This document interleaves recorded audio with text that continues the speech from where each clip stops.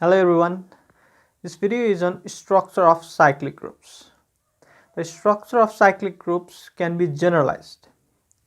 That is, we can have a general structure that describes the structure of all cyclic groups. A very interesting theorem. Let G be a cyclic group with a generator A, then if G is infinite, then G is isomorphic to Z plus, and if G is finite, then G is isomorphic to Zn plus n, where the order of G is n. So, a very interesting theorem.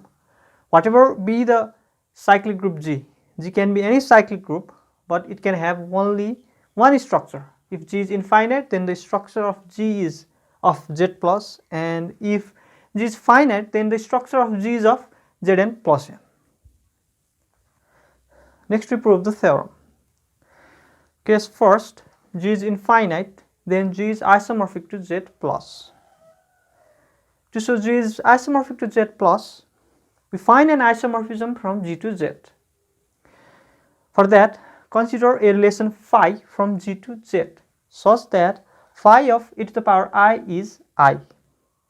Now, every element of G can be written as e to the power I, where I is a integer and Z is an integer.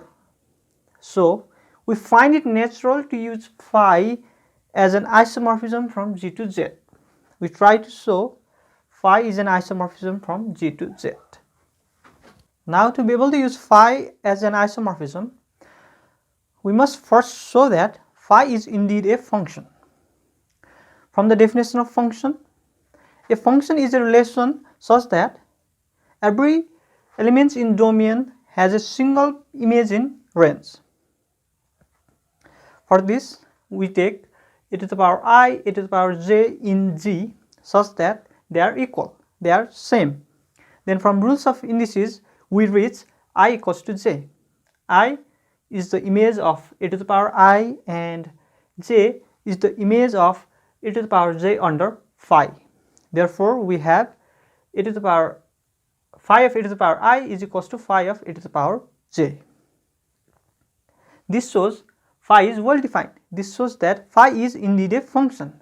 Now, if phi of e to the power I weren't equal to phi of e to the power j, then the same element, these two are same element, they could have two different preimages.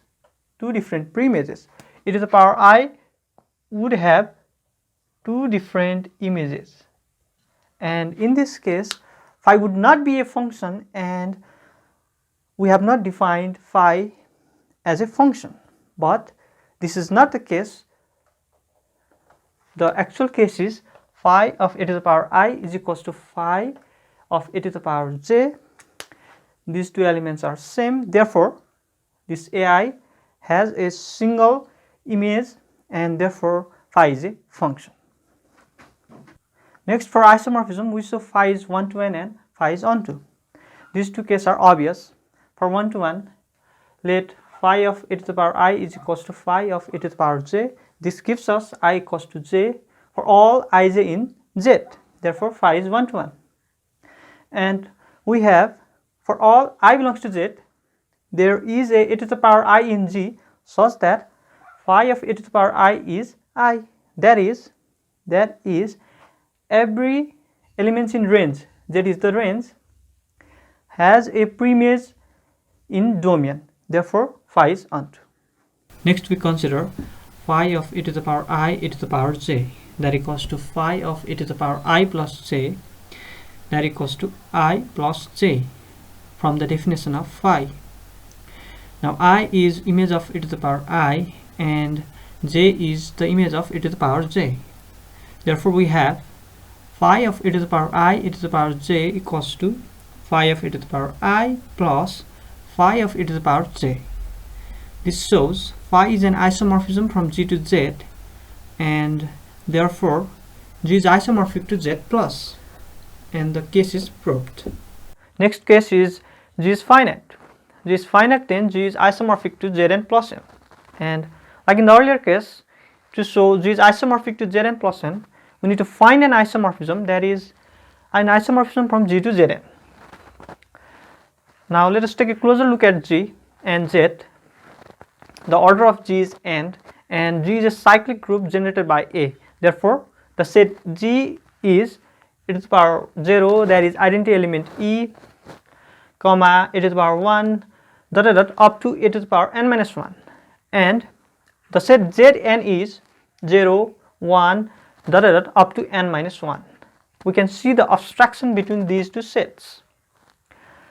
Now it is very natural for us to consider phi from G to Zn as phi of e to the power I equals to I as a candidate for isomorphism. Very natural. We can see the abstraction between these two sets, and it's very natural for us to consider this relation for a candidate as an isomorphism. Next, we show phi an isomorphism from G to Zn, and therefore G is isomorphic to Zn plus. Now we have phi is well defined, phi is 1-to-1, and phi is onto, like in the previous case. Next, we consider the product e to the power I, e to the power j in G. By the rules of indices, this product is e to the power I plus j, but I plus j could be greater than n.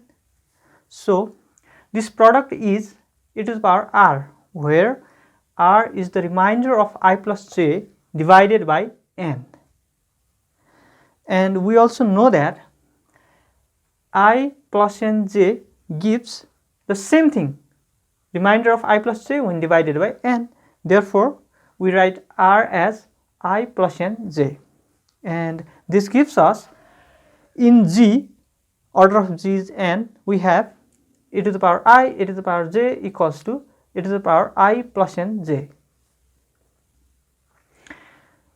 And therefore, we have phi of e to the power I, e to the power j equals to I plus nj, and this shows that phi is an isomorphism from G to Zn, and therefore G is isomorphic to Zn plus n, and the theorem is proved.